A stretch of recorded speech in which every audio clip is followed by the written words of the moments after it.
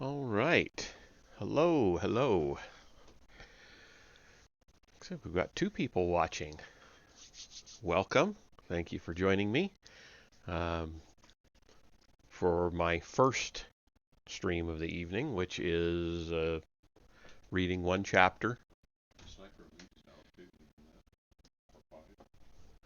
Uh, reading one. Sorry about that. We're reading one chapter in uh, Dawn of the Jedi Into the Void, and then for my second stream of the evening, which there's about a half hour break in between, then I'll be playing God of War. So if you're not interested in the Star Wars reading, I get that. But come back around for God of War. And with that, let's jump into our chapter. So we are on chapter 14, Sad History, and as always, it starts with a quote.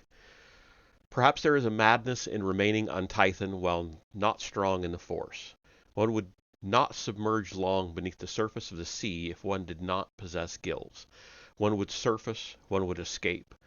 So to stay here, now, that way, insanity lies. Unknown, Tython, circa 9000 TYA. When Master Dampole knocks on her door and disturbs her from sleep, Lannery knows that something is wrong. She has been expecting it, like the sense of imminent danger always apparent at Anilkesh, because of the chasm below. Her own perception of Dal has been of a coiled spring. Now the time has come. Dal has sprung. He's a fool, Dampole said, as they march along the corridor. I saw trouble in him the moment you arrived, as did Master Kinnaid. At Stavkesh? Lannery asks. Of course. You think the Jedi Masters don't talk among ourselves about those on their great journeys? What has he done? Lannery asked. He fled into the abyss of Rue, but put lives in danger. He's gone? breathed Lannery. Oh no, not gone. They pulled him out and are bringing him back. They're just coming in to land. Dampole climbs a staircase, and a heavy door slides open before her. Wind roars, rain splashes in across the floor, and force lightning thrashes about the square of night sky revealed. Oh, Dal, what have you done? Lannery thinks. He has been gone for 4 days, taken with others by Master Quanjiang on a visit to the Riftlands to collect specimens for the alchemical labs here at Anilkesh. At first she welcomed his absence. It gave her the opportunity to study in peace with no concerns about what Dal might be doing. But her dreams these past 3 nights have been troubled. It was almost as if she knew that something terrible was going to happen. She follows the Jedi Master outside. There is someone else out there already, standing at the edge of the platform and looking east. A cloud chaser is visible, drifting down toward one of Anilkesh's landing zones. Master, the young man says, turning to greet them. He barely glances at Lannery. Master Quanjiang reports that the journeyer said nothing, but he appears fit and well. Good, Dampole says. The others? Sickened from their time in the abyss. He looks pointedly at Lannery then. It is a place of dark, dangerous energies. Lannery glances over the handrail and looks down into the chasm. She feels woozy, and it's Dampole's hand that steadies her. Breathe long and deep, the Master whispers.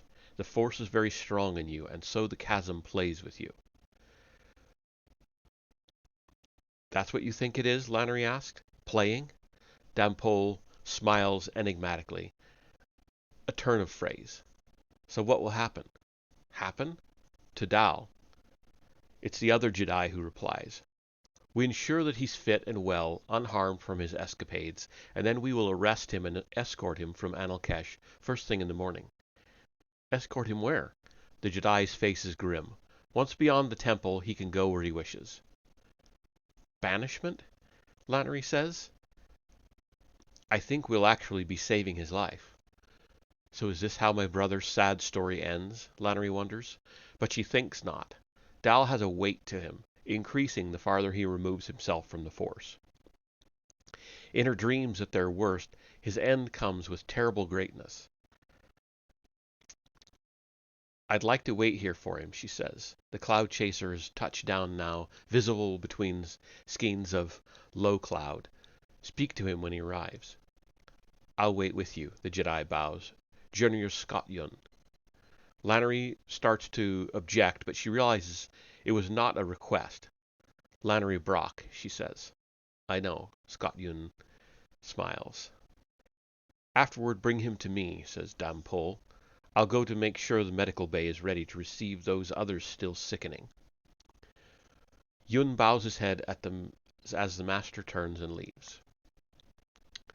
Lannery watches her go, surprised at Dampole's confidence in Dal's well-being. I'll fetch your jacket for you, Yun says. It can grow cold out here. It takes Quan Jiang and the others a surprisingly long time to reach the temple from the landing zone. Yun tries talking, but Lannery is too distracted and troubled to enter into any meaningful conversation. Most of the time, she stands with her eyes closed, her thoughts her own. It is Yun who finally announces their arrival. They arrive at the temple on foot, Master Quan Jiang in the lead. There are 10 people behind him, 3 being carried on stretchers. Even though she sees Dal with them, he seems to walk alone. I'll go to meet them, Yan says. Wait here and I'll bring your brother. Lannery waits and watches. They climb the leg onto the temple, and Yun meets them at the far end of the viewing platform. Dal seems even more apart from them all than she first thought. There is no expression on his face, and he doesn't seem to acknowledge where he is at all. He's more hurt than Master Dampole let on, Lannery thinks.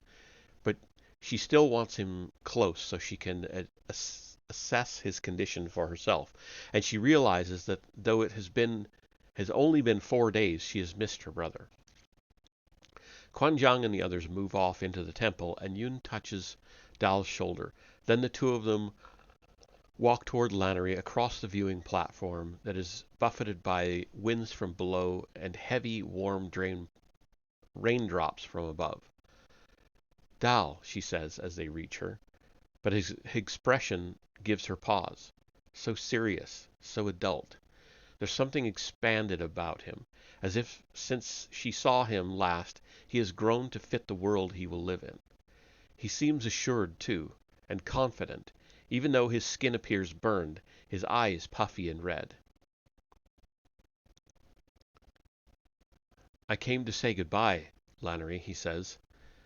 The words are strange and unexpected. He turns to leave, and Scott Yun stands before him. You're to be arrested, and the journeyer begins. There are such depths, Dal says. He is speaking directly to Lannery. She wonders whether these are the last words they will ever share. What did you see? She asks. Things you never can. His eyes are so bright. They seem to glow.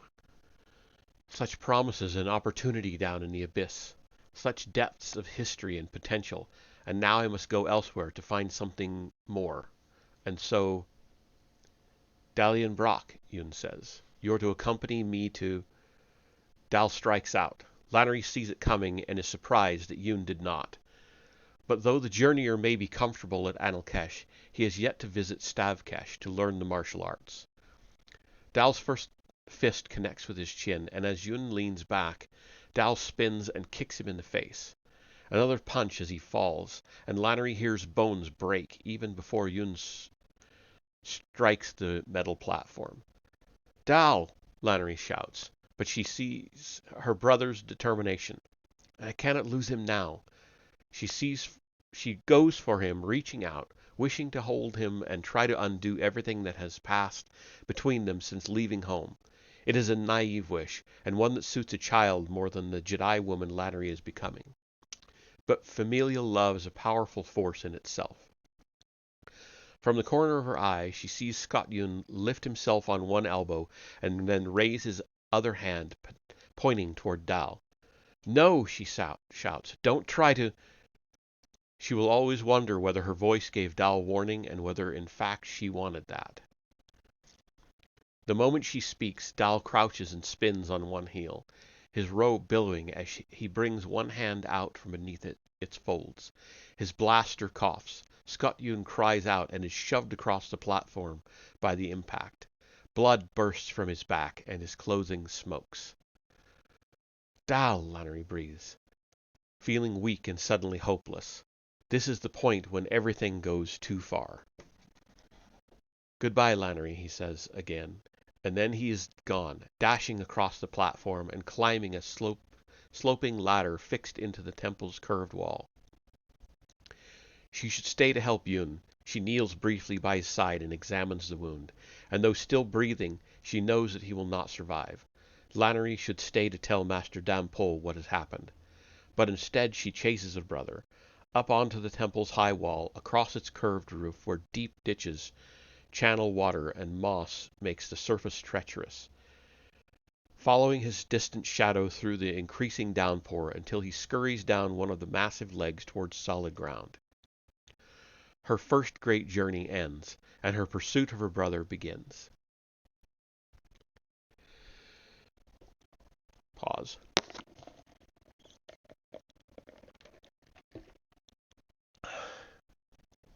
Your brother did this? Trey gasped. So he did. But how?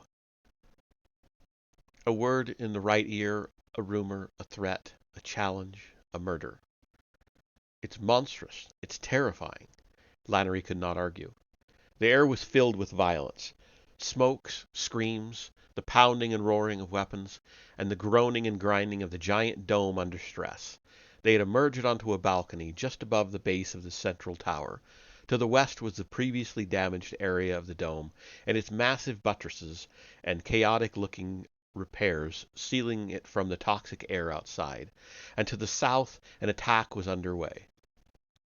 Several large parts of Greenwood Station's dome had been destroyed, the ragged holes still smoking and dropping burning, molten detritus to the buildings and streets far below.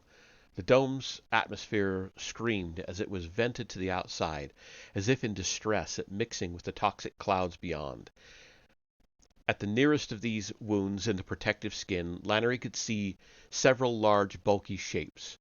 Battle droids, hunkered low by the hole and firing laser cannons into the city. The barrage seemed to be indiscriminate, and many fires were already taking hold. The battle droids edged forward, and the first of them dropped, retros beneath its many arms firing to ease its descent. A missile streaked from the tower above them and struck the droid. It bloomed fire, fell out of sight into a manufacturing district, and exploded. More missiles curved away from the tower, sweeping in graceful arcs and impacting the dome around the shattered area above. Some droids erupted in fiery death. Others tumbled across the outside of the dome. More dark shapes replaced them, and the barrage began again. At another smashed section, an attack ship hovered. A plasma cannon started pulsing into the ground close to the column's base. Each impact was huge and shook the city, the ground, the air itself. Explosions of fire and smoke mushroomed up, and Lannery could not help wondering how many people were dying with each impact. Beneath the central column, she thought, just where Dal would have told them Pandip lay. More rockets were fired from the tower, but as they approached the dome's underside, they evaporated into clouds of blazing white vapor. The attack ship had defenses. Lannery could hardly imagine the destruction involved if it succeeded in getting inside. "We've got to go," Trey shouted above the noise, grabbing her arm. The balcony vibrated with each impact, and if the attack ship shifted its targeting by just a few degrees. "Come on," Lannery said. She grasped Trey's hand as he pulled away, squeezed to calm him. "Trust me." Then she hauled him to the edge of the balcony and tipped over. Any normal person would have been killed instantly by the fall, but Lannery eased them down with the force, slowing their descent and landing them with barely a jolt on the street below. People ran around them in confusion and terror. No one even seemed to notice them. "Don't ever do that again," Trey shouted, almost hysterical. "Next time I won't hold your hand," Lannery ran and Trey went with her. Far to the south, hidden by smoke and the haze of many weapons, a ground battle seemed to be taking place. She could not make out the details, but she could just see the sparking impacts of artillery fire speckling the outside of the dome's shell several kilometers in the distance. And the constant thump-thump of returning fire sang through the air. Hundreds of bright lights dropped from punctures in the dome, battle droids, or perhaps even ground assault troops. A much heavier impact sounded, like Nox itself shrugging. Lannery felt a deep vibration that set buildings swaying. Glass smashed, wreckage showered down all around as weaker buildings started to break down. The air inside the dome seemed to momentarily blur, and outside the city's huge skin, the skies lit up. "Incoming plasma bombs," Lannery said. "They're being diverted for now, but they'll get through soon enough." "So how can you help?" "Help? You're a Jedi, aren't you?" "We're not magicians, Trey. You know that as well as anyone." "But this is—" "We get out," Lannery said, "as fast as we can. Dal thinks we died down there, and all this is just to make sure. Whatever escape route he had is hidden to us, and he'll be away and gone by now. But this, what he's caused or initiated, is all for nothing, because we're going to survive, and we know he's still alive." "Look," Trey pointed. In the distance to the north, a section of dome had slid open, and several ships rose from across the city and headed for the outside. Lannery could tell from the way they moved that they were battleships, not civilian transports. This was not yet an evacuation. As the first ship passed through the dome opening, it exploded, blossoming into a ball of fire and erupting ammunition that rained down in a beautiful, awful shower across that part of the city. The other warships powered through the destruction, another of them exploding outside and then impacting the dome half a kilometer away. The others rose clear, and though they were little more than blurred shapes beyond the dome, Lannery saw them swinging around and streak to the south, sorry. Oh, a third person showed up. Hello. Thank you for joining us. "Come on," she said. "I don't think we have long." "Until what?" "Until we're a part of Greenwood Station's tragedy." Lannery led the way. She headed for the portion of dome already bombed years ago by the Jedi. What she had learned of Pandip, that the Jedi had spared it because they commissioned high-end military tech themselves, did not sit well with her. But it was not relevant to her mission to consider that right now. And she was more than anyone knew that the Jedi often harbored secrets. She spoke into her comlink. "Ironholds, prep the ship for takeoff. There's trouble. We'll be coming in fast. Initiate ship's defenses. Shoot anything that comes close that isn't us. Got that?" Her ship's droid crackled and spat in reply. "And start the tracker scanner. Frequency 240. You should find the signal soon enough. Probably just off planet. Lock on and track it." "What signal?" Trey asked. "I put a tracker on Dal's clothing," she said. "I just hope he hasn't found it. Or changed his outfit." Trey was trying to joke, but Lannery could not smile. Pause. Here for the... Oh, thank you. Thank you. It's getting better. Thank you. Come back at 8. I will be playing God of War, if you're more interested in gameplay. But thank you for stopping by. Let's see. Or change his outfit, Trey was trying to joke, but Lannery could not smile. Such a small thing as a change of clothing might doom everything she had ever known. She was already living in history in the making. The tragedy of Greenwood Station that would become known across the system. She failed to catch Dal, and his attempt to initiate the Gree tech went wrong, then everything would be history, and there would be no one left to know it. There's still time, she thought, because she knew the device was not yet ready. The scientist had mentioned that it needed charging. She'd sensed no energy source there, nothing that might indicate that its dark matter drive had been primed or loaded. She would have known. Her teachings from Dampol had given her an insight into such shadowy matters. An arcane device that only needed charging before it was ready. A tracking chip that might or might not remain on Tao. Everything was suddenly so nebulous and unreliable. A war played out around them as they fled. People ran back and forth in panic, parents herding children, adults running in shouting groups. But Lannery could see some organization starting to become apparent. Though they wore no sign or uniform, one group of men and women seemed to be part of some sort of Greenwood Station security force.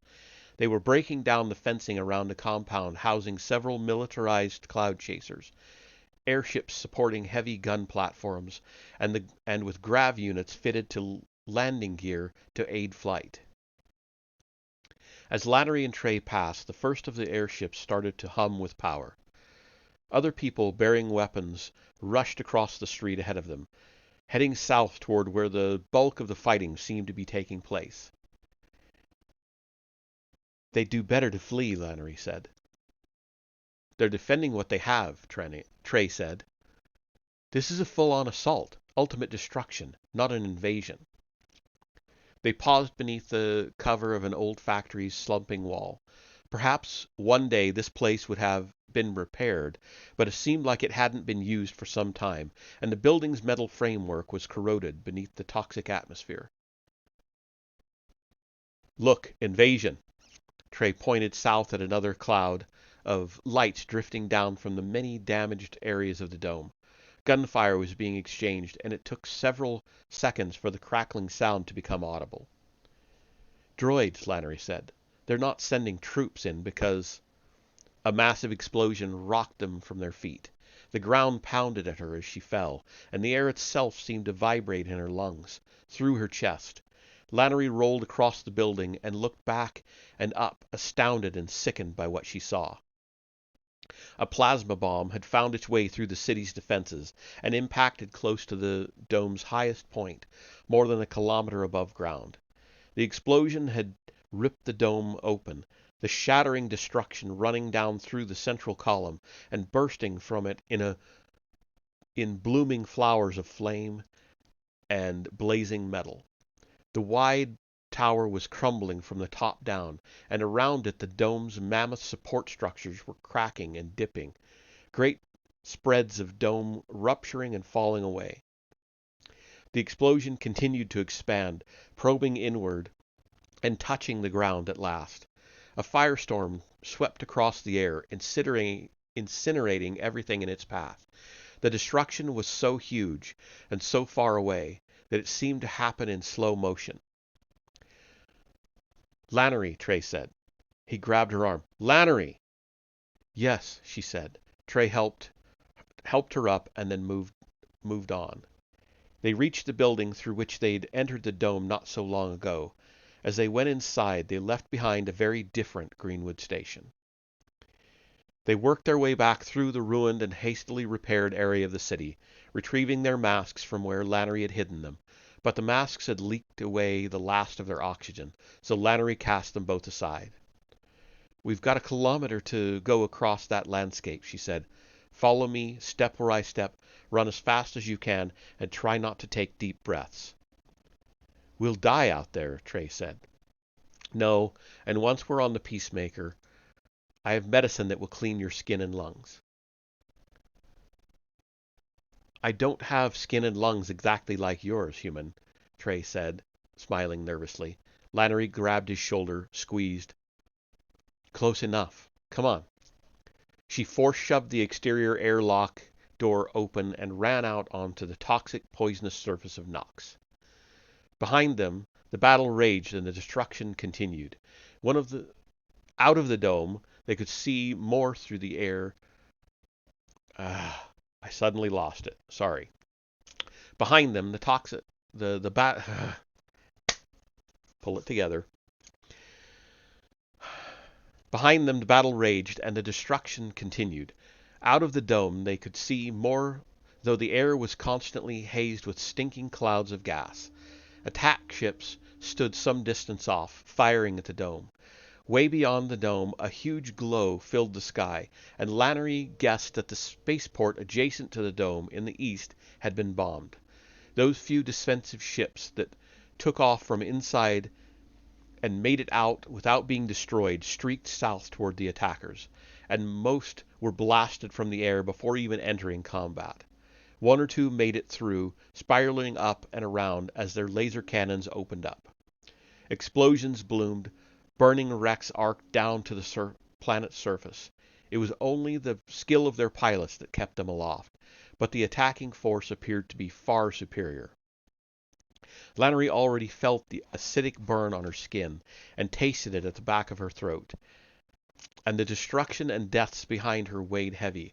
Her spine tingled, the back of her neck smarted as if the accusing dead stared. Iron Hogs. The droid responded immediately. The ship was ready for takeoff. The tracker was acquired and locked on, but Dal's ship was already breaking away from orbit, and soon he would be beyond the range of their instruments. They reached the Peacemaker and boarded, and Lannery did not feel as pleased, as safe as she should have. "Okay?" Lannery asked. "Perfect," Trey nodded, though he looked ready to vomit. His laku hung pale and sickly, and his eyes and nose were running. "Strap in," Lannery said. "They'll probably see us lifting off, and—" Greenwood Station took 3 more direct impacts from plasma bombs. The blast shook the Peacemaker, and Lannery quickly fired the engines and took her ship aloft, afraid that the explosions might cause tremors or eruptions around the city. She flicked on all sensors, checked systems, and initiated weapon systems, and only then took time to look toward the dome. The ruptured dome was falling in great burning, melting sheets. The city inside had become a pit of molten chaos, and the billowing pillars of smoke and flame rose high above it. The sparkling, expanding clouds from the plasma impacts bloomed outward, and when they met the rank atmosphere, they formed sickly rainbows that in other circumstances might even have looked beautiful. Lannery punched it, and even flying up and away from the dying city, the stark flashes of its demise lit up the interior of the Peacemaker's cockpit. "All those people," Trey said, and Lannery had never heard him sound so wretched. "We went there, and this is the result." "It wasn't us," Lannery said. "It was Dal. But if we hadn't chased him here, if he's not stopped, this could happen everywhere," she said. "It shows how determined he is, and how mad." She lowered her voice, almost talking to herself now. There's no reasoning with him." A chime on the control panel, and Lannery groaned. "What?" Trey asked. "Company." On the scanner, 3 sparks were following them, closing rapidly. Lannery banked the ship steeply and accelerated, the hull shaking around them, groaning with the huge stresses she was placing it under. But she knew her ship as well as she knew herself, its breaking points, its capabilities. Still the shapes closed on them. "Fighters from Nul Tandur," Lannery said. "And now they have a Jedi ship to add to their score sheet," Trey said. "I'll draw them out of the atmosphere. The Peacemaker's better in space." "I can shoot." "You told me you'd never been in space." "Well, maybe once or twice. But I've fired land-based laser cannons 100 times. I have a good eye." "Top turret, go." Trey unclipped and scampered back into the living area, and Lannery charged up the laser cannons. "And put on the comlink so we can talk," she shouted back at him. Strange, right then she was almost glad she had Trey here. She saw the terrible irony in the situation. Dal had known had made Nul Tandur believe that Greenwood Station was in league with the Jedi. Not only that, but some of the city's highest standing residents might already have been assassinated by a Jedi sword. And now here they were, in the midst of their attack on Greenwood Station, and a Jedi was attempting to flee the planet. The Peacemaker's ship gave her away. She had come here incognito, but might be leaving the seeds of a wider war behind. Right now, escape was her priority, and stopping Dal.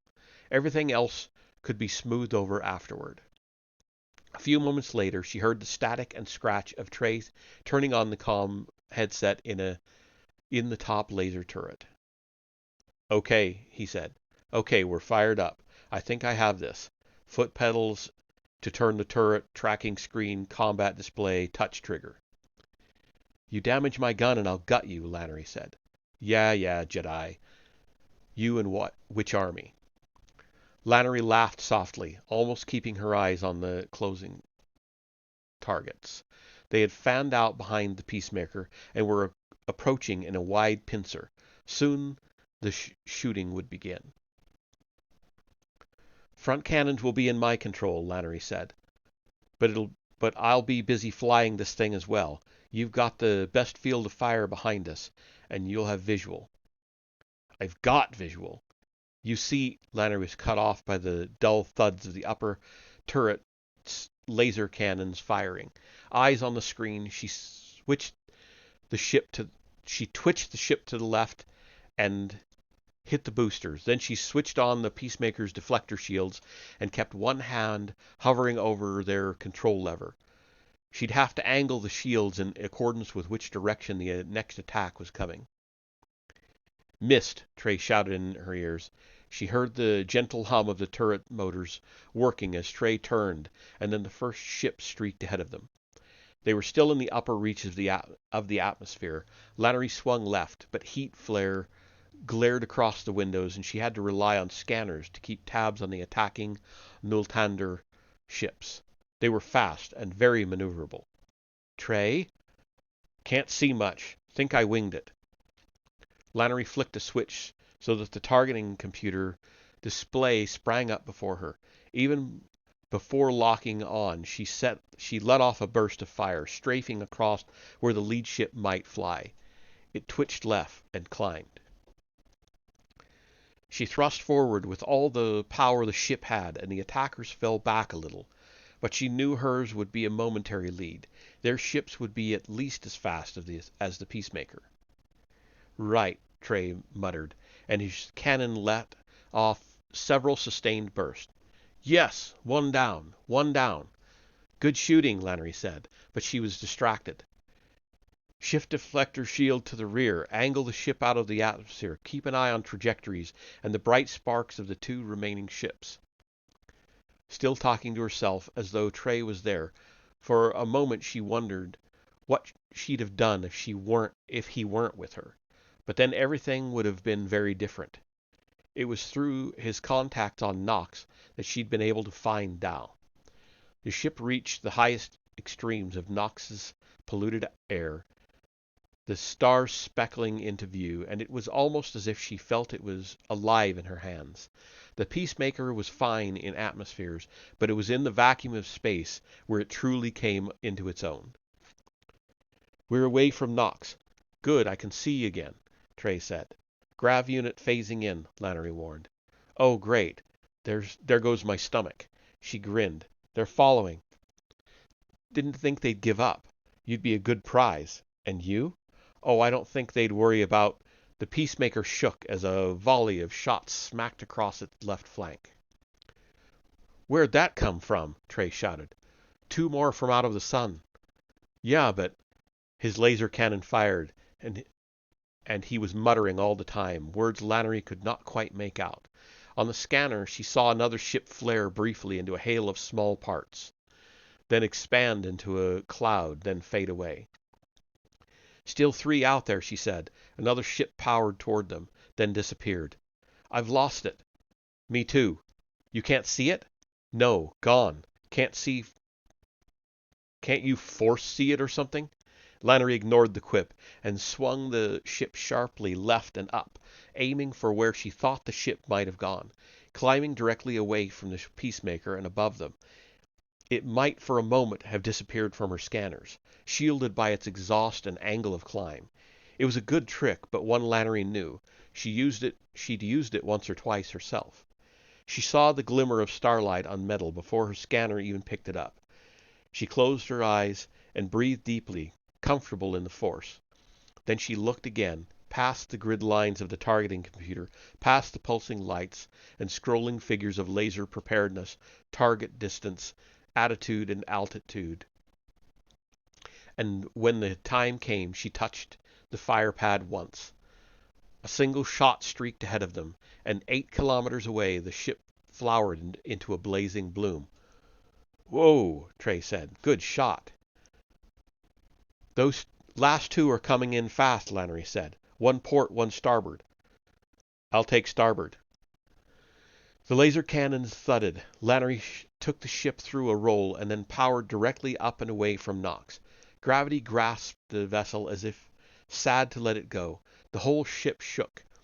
She took manual control of the underside turret and swept it to port, watching the targeting grid on the left of her screen as the central 4 quadrants turned red.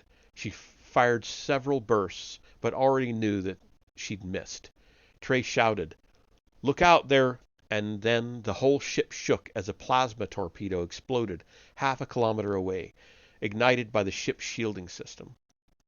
Lannery let the blast tip the ship to starboard, knowing that fighting the effect would waste time and effort.